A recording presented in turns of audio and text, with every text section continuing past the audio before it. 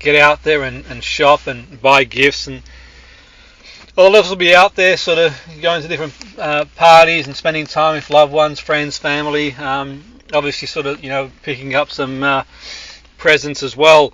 It's really easy, obviously, to sort of spend above our means, so to speak. So as much as we try and cut our cloth, things aren't any cheaper, and our wages is going as far as it used to go. So we've got a really interesting guest today who's going to give us an insight in terms of spending around Christmas time, and what we can do to sort of do best to manage our finances, and going forward, perhaps even sort of save in the long term. So financial expert Kevin Mountford, welcome to the show. Great to have you on board. Hi Jimmy, thanks for asking me. It's great to speak to you, Kevin. I think it's a really important subject, to be fair, this time of year, especially all time of year really. But can you give us an insight in terms of why it's important to be careful at this time of year with our spending? I don't want to sound like I'm the Grinch or Scrooge or anything, but it's important, yeah. Yeah, and we all want to enjoy ourselves at Christmas, don't we? And just got to make sure that, as we've said, the jingle bells don't just turn into jingle bills. But, overspending at Christmas is nothing new.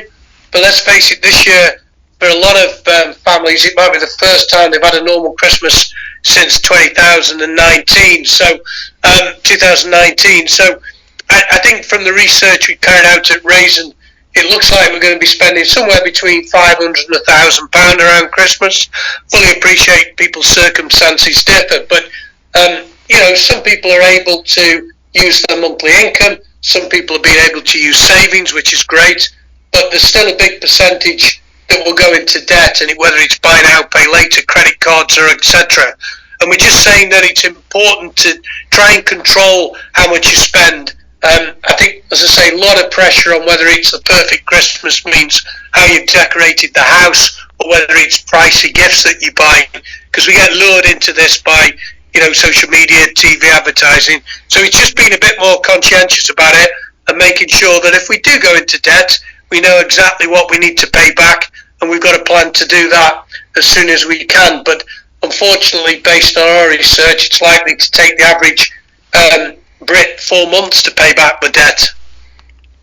Yeah, I mean, that was sort of I was going to ask in terms of in general how long it takes for people to pay back. Obviously what they've spent in around Christmas time, and sort of 4 months sort of with everything else coming in, it can sort of drag on really. I guess it's it's one of them things really. Obviously it can be difficult, but I think from that perspective, you've sort of mentioned there, people are having a good time, they're out there, and it's easy to get sort of lost in sort of spending really. I mean, I know it's sort of probably outside the scope of our conversation, but what can people do, sort of, Kevin, to sort of sit down and just think about things a bit more clearly? Because you got obviously a bit of pressure as well. People are under a bit of pressure to spend, and the ads are coming out, and the emotions and all that sort of stuff. What are some strategies that people can do to just sort of be more clear in their thinking? Yeah, I mean, first of all, going to the point about how long it takes to repay. I mean, psychologically, the fact that you've had the euphoria of Christmas and the enjoyment, but then you're still paying for 4 months, that's kind of difficult, because, as you say, there's other things you face. But I also think that, I mentioned the first time since 2019, I think the pandemic made us realise that time spent with friends, family and loved ones is important. And the research we did at Raisin shows that 33% of females in particular are going to spend less money but spend more time with family. So maybe that's what constitutes the perfect Christmas. But I think the important thing is try and set a budget. A lot of people will have already spent their money on Christmas and are prepared for it. But the retail industry is expecting a real bumper week, and particularly next weekend, that we spend maybe more money, as I say, that we can afford. Fine balancing that, because retail and hospitality industries need us to spend, but just making sure that we budget accordingly. And maybe a few practical things. Set an amount per person, and then maybe even adopt a Secret Santa type approach, so it gives us a little bit more thinking on what's an appropriate gift. I certainly think that, be careful on using contactless cards, because what happens is you just tap and you spend. It's only when the statement comes through you realise you've overspent, and maybe that's why there's more cash being used this year than we've seen for the last 10 years. So that might all lend itself that people are being a little bit more sensible, and let's hope that's the case. But yeah, just make sure, as I say, we don't get lured into spending at the last minute money that we can't afford to pay back. Yeah, it's a good shout about the contact one, especially. I think, Kevin, that's for sure. I must admit I've fallen trapped to that as well, where you're out there, you spend on the contactless, and very rarely do you check the account, and there's more than what you expected. Really, it's always like less than what you thought there would be, but they add up things. Whether it's like £10 here, £15 there, a fiver here, it just really adds up on the big scheme of things. It's worth obviously gauging where you're up to. I suppose this might be a time of year some people are thinking, okay, well, I know I've certainly thought about it. What can I afford to put to one side in the new year type thing, in terms of maybe saving, whether it's for a rainy day, a nest egg, or just in general. What are some? Obviously, it's hard to give everyone advice. Everyone's in a different sort of situation. But what are some sort of tips in terms of moving forward and maybe being able to put some money to one side, going forward, Kevin?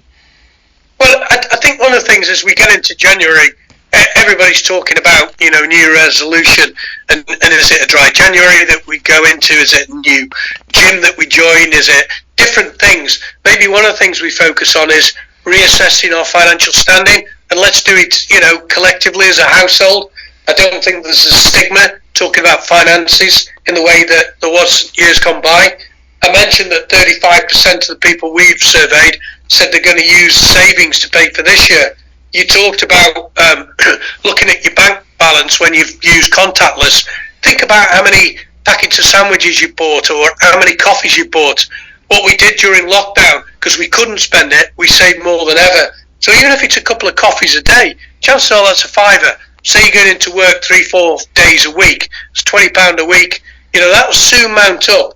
So you can kind of open up a regular saver account or wherever it might be, because even if you can't afford to save for the total Christmas expenditure next year, I think if your savings contribute to it, psychologically that puts you in a far more positive position.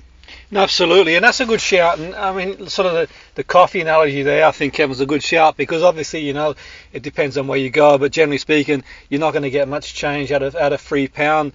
But you buy a couple of coffees in a day, and it's £6-7 down, and it doesn't sound like a great deal, but you multiply that by a week, it soon adds up, and obviously sort of those things like that really that do add up, and sort of thinking of ways that you sort of can say, even if it's psychologically, you've mentioned there, Kevin, for me it's that small win, knowing you've managed to put some money to one side, is that sort of small win as a boost, no matter what the amount is, just to know you've managed to put some side. Do you find that it's got a psychological effect on people if they are managed to put a bit of money to one side?